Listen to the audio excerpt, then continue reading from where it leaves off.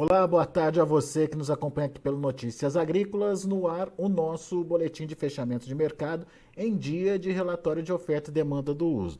O relatório não trouxe grandes novidades, pelo menos em números, né, em mudanças muito significativas nos números, mas foi um relatório interessante de se analisar, principalmente para entender o que o mercado está vendo, o que o mercado pode fazer diante dessas informações. Quem nos ajuda a apurar melhor e destrinchar aí esse relatório de hoje, mais do que isso, trazer as tendências para os preços da soja e do milho na Bolsa de Chicago e no Brasil, é o meu amigo Rafael Mandarino, diretor da AG Resource Brasil. Seja bem-vindo, meu caro. Obrigado por estar aqui com a gente mais uma vez. Dia de relatório, o que você achou, Rafael, desse relatório de hoje aí? Apesar de não ter muita novidade, tem alguma coisa aí para a gente entender? Mais uma vez, muito obrigado pelo convite, meu amigo. Como sempre, é um prazer estar aqui com vocês conversando e a gente está discutindo sobre esse mercado, tá? O mercado esperava um relatório um tanto quanto mais agitado e eu chamaria esse relatório de sem sal.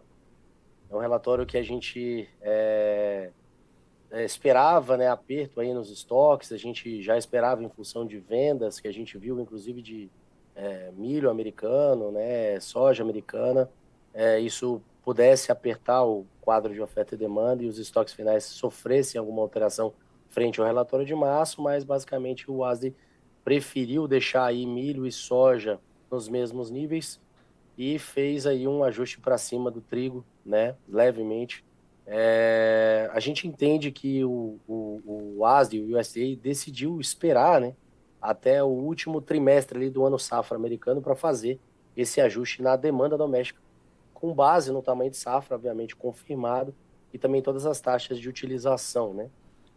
Esses ajustes a gente entende que, por mais que tenha tido, né, o relatório de estoques mostrando, né, um estoque menor, uma certa descrença em relação a esses dados ou realmente uma postergação para fazer um ajuste completo diante de um cenário ainda de indefinição de tamanho final de safra Argentina, tamanho de safra Brasil e entrando num mercado climático americano, né, fazendo com que a gente é, sofra um pouco mais de taquicardia para o próximo relatório e tenha mais correria ainda nessas análises na próxima virada aí de dados. Tá? Então, é um relatório que, apesar de ter reduzido, né, milho argentino, a gente está com 37 milhões, apesar de ter reduzido também soja, ter aumentado a soja Brasil, ter reduzido um pouco a soja Uruguai, né, mantido soja paraguaia, a gente tem um cenário que, de novo, sugere cautela ao produtor, sugere que a gente faça vendas ainda, aguardando, né, novas movimentações e novos ralis de preços positivos para remunerar essas vendas, obviamente, né, mas o produtor que precisa, a gente ainda mantém aquela sugestão de semanas anteriores, passa da mão para a boca, porque possivelmente essas revisões virão a acontecer e isso pode fazer com que a gente veja novas oportunidades de preço para conseguir fazer uma defesa melhor dessa sua média. Olhando para os números aqui, a gente tem um estoque final para a safra 22-23 lá nos Estados Unidos, 5,7 milhões de toneladas. Você acha que é muito, Rafael? Sim, a gente entende que talvez precise puxar para baixo, né? A gente está aguardando ainda uma, uma revisão nesses números. A gente entende que também não só soja, mas a gente entende que o uso, né, dessa soja talvez precise ser aumentado e obviamente vai apertar esse quadro de oferta e demanda. O uso total de milho também tem que ser aumentado, pelo menos aí em 3,5 milhões de toneladas, tá? Mas eu acho que não só a perspectiva desse aumento, dessa utilização, a gente tem que levar em consideração, mas sim também esses outros temas subjacentes que a gente já vinha tratando, né, em alguns outros momentos, mas também agora com um pouco mais de força que é justamente o aperto extremo das ofertas de safras antigas. Obviamente, aqui a gente ainda tem bastante soja para colher, e a necessidade de um clima ideal na região central dos Estados Unidos. Esse vai ser o ponto máximo de discussão nas próximas semanas aí, e vai começar aquela pancadaria generalizada no mercado. Você está dizendo então que está começando o mercado climático. Como é que a gente entende esse mercado? Oportunidade de negócio, o que, que o produtor tem que saber, o que, que o produtor tem que fazer, Rafael?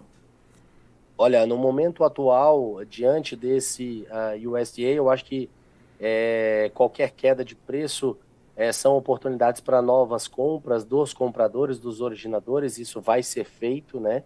Como é um ASD monótono, vamos olhar pelo outro lado da moeda. No momento de queda, isso vai trazer possibilidade de originação. Isso ajuda a acelerar compras e pressiona ainda mais o USDA a mexer no quadro de oferta e demanda, tanto lá quanto globalmente.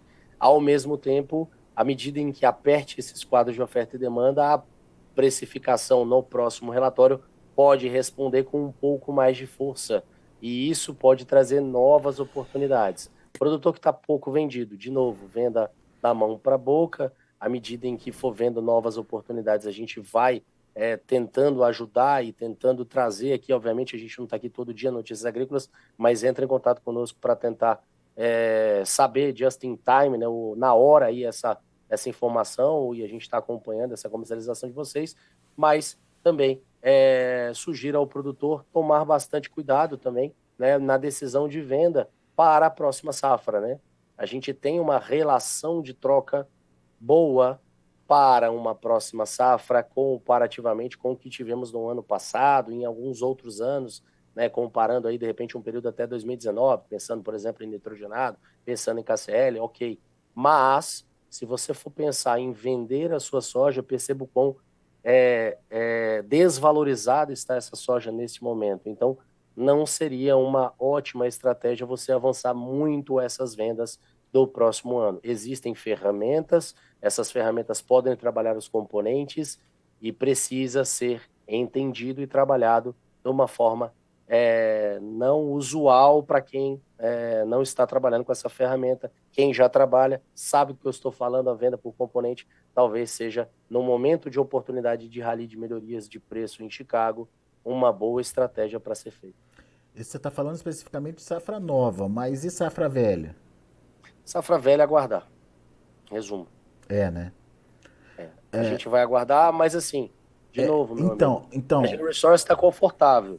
A gente vendeu bem, vendeu em preços bons para trás, e nossos produtores estão fazendo, né, o dever de casa. Estão ouvindo, estão discutindo, temos reuniões, a gente discute bastante e aí toma uma decisão para cada sistema produtivo. Mas o produtor que não vendeu e precisa pagar a conta, venda, porque tem que pagar a conta, você não quer ficar inadimplente. Agora, venda da mão para a boca, venda para aquilo que você precisa para cobrir, e segure, né, o que você puder para esperar preços melhores para frente, principalmente quando a gente fala de Chicago. Óbvio que eu tenho um câmbio aqui puxando para baixo, óbvio que eu tenho uma pressão em relação a um dólar, né, também, que vem puxando para baixo, tá? Mas o prêmio também, apesar de ter dado uma estabilizada aí nas últimas semanas, veio a cair novamente, né? Isso é natural, pode acontecer mesmo. A gente ainda tem, vamos falar, 15% de soja para colher, né, tirar das áreas, 15, 18, que seja. Isso está colocando aí um volume de pelo menos 20, 25 milhões, né? Ou seja, praticamente um Paraná inteiro ainda para sair dos campos, né? Então, obviamente que isso ainda tem bastante soja. A gente ainda precisa ver o nosso programa de exportação esse mês, precisa avançar, projeta-se 15 acima, milhões de toneladas, né? E vamos aguardar. O momento é um momento de aguardar realmente essa melhoria de precificação. deixa eu ver se eu entendi, Rafael. Quando você fala aguardar, é porque a gente vai entrar, olhando para Chicago, no mercado climático. E diante desse estoque apertado, ou possivelmente a confirmação dele mais adiante, qualquer problema de clima pode ter um impacto maior aí na formação dos preços. Por outro lado, no Brasil, você tá falando para aguentar um pouquinho mais até a colheita caminhar para os finalmente e daí sim diminuir essa pressão de oferta por aqui, que está pressionando o prêmio também. Então a gente tem dois momentos aí, Chicago e a fim da pressão do prêmio. É isso? Sim, né? E à medida em que a gente vá se aproximando do momento, né, de plantio americano e clima vai ficando incerto, com poucas chuvas, temperaturas elevadas, né? O atraso ali de algumas áreas também, né? Lembrando que tem muita área nova nas planícies, são áreas que, obviamente, não devem produzir as médias, né, que a gente tem para as outras regiões. Então, tudo isso vai sendo alvo, né, de motivo e de fundamento para que a gente possa ver uma recuperação em Chicago. E, obviamente, esse estoque, como você mesmo ponderou, estoque de 5,7, a gente acredita que esse estoque possa cair abaixo desses 5, chegando a 4,9. Esse quadro de oferta e demanda, com relação de estoque uso apertada, com um mundo sem grandes contribuições argentinas, por exemplo, para uma soja de reserva, né, que a nossa soja tem bastante óleo, não serve para armazenar tanto tempo, né? Então a americana vai ser alvo de disputa no momento de recomposição de reservas, e isso pode fazer com que a gente veja sim uma recuperação em Chicago. Essa recuperação em Chicago, obviamente, eu sei que você gosta muito de preço, meu amigo, mas eu vou ficar te devendo propositalmente, não trazendo aqui, porque senão você vai botar na manchete, né? Mas a gente entende que são preços que vão ser bastante atrativos em Chicago para que o produtor, obviamente, possa fazer melhores vendas, né? E, obviamente, trabalhando com componente, isso vai trazer um resultado médio final, Tá bom, Rafael. consequentemente. Você não quer dar preço, mas dá um prazo então pra gente. Sei lá, daqui 3 semanas, daqui 2 semanas, para o produtor começar a prestar atenção nesse possível movimento. Quando que de fato o clima vai começar a influenciar o plantio, enfim. Dá Final para desse mês saber? para o início do mês que vem, a gente tem um início, né, grosso aí do plantio de soja americano, né? A gente já vai ter áreas de milho agora, né? Então, final de semana a gente deve ver aí avanços, enfim. Eu acho que a gente está entrando no final do abril, início de maio, com já um hard news aí, uma confusão em relação a esse clima americano. E, obviamente, a gente vai ter que estar analisando também clima em outras regiões, né?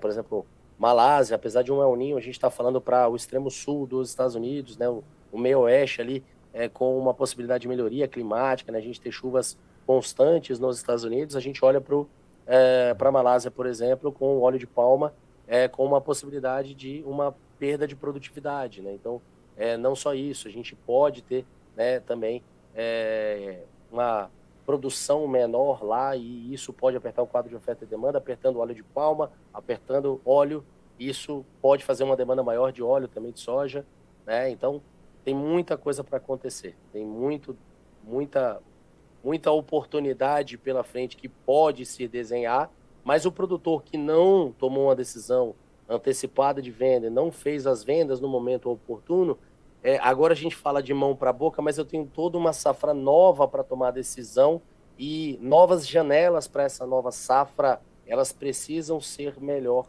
tradeadas. Então, de novo, a gente chama a atenção de que o posicionamento é sempre pensando na média, e a média não é a média só do ano, a média das vendas, a média de reais por saca, mas é a média no desenrolar da tua atividade no agronegócio. Então, você está no campo há quantos anos? 30?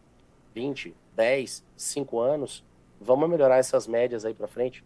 É um trabalho de longo prazo, com certeza, né? E vocês, todos que participam desse mercado, precisam ser ouvidos, né? E o produtor tomar essa decisão da melhor forma possível para se antecipar a estes movimentos. Ô, Rafael, e aqui no Brasil, hein? A dica é avanço da colheita. Mas quando efetivamente essa pressão dos prêmios pode diminuir, na sua opinião? Vamos falar quando eu terminar de tirar essa soja do campo, eu tenho que 3 semanas, 2 semanas e meia, 3 semanas para a gente chegar ali na casa dos 95, 98% de área colhida, talvez. Tá chovendo em boa parte das regiões também, isso pode estar trazendo um ritmo um pouco mais lento. Também tivemos cultivares um pouco mais longas que foram plantadas, né? Então, tivemos um alongamento de ciclo e aí pode ter sido generalizado também até para essas mais tardias, enfim. Desculpa. Então, a gente teria aí mais 2 semanas, 3 semanas até a finalização, ou pelo menos a proximidade dessa finalização de 100% de colheita aqui no Brasil. Legal.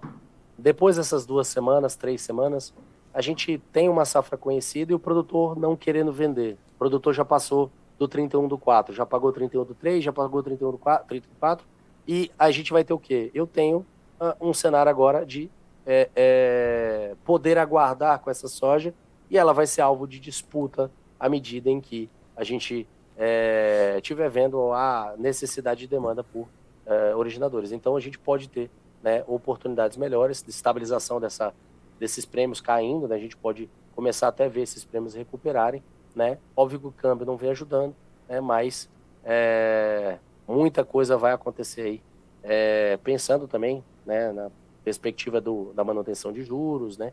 Pensando globalmente e pensando também nesse reaquecimento do conflito, né? A gente não sabe até onde isso vai, mas é algo que tem que ser levado em consideração também. Muito bom.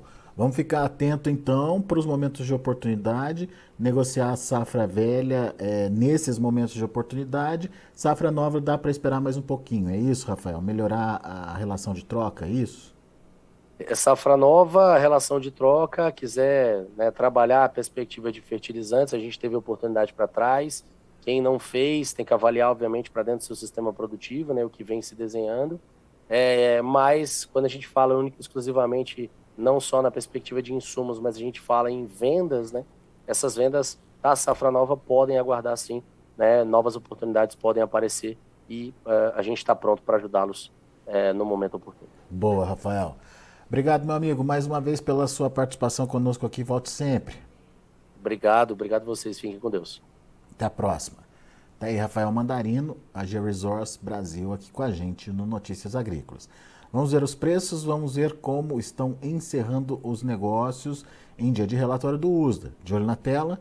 Para maio, alta de 10 pontos a 14 dólares e 97 centes por bushel, de novo ali pertinho dos 15.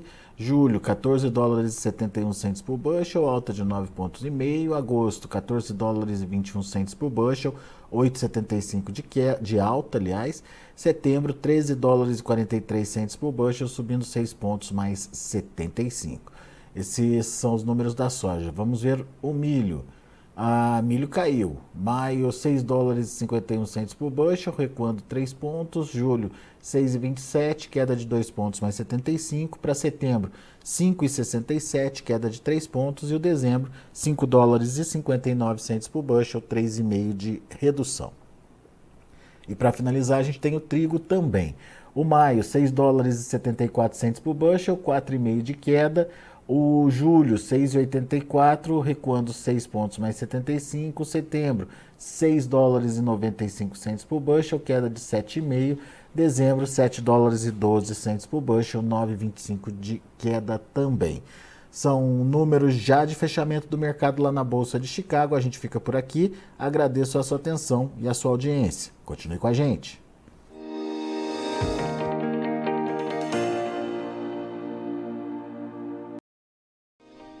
Se inscreva em nossas mídias sociais. No Facebook, Notícias Agrícolas. No Instagram, @Notícias Agrícolas. E em nosso Twitter, @Norteagri.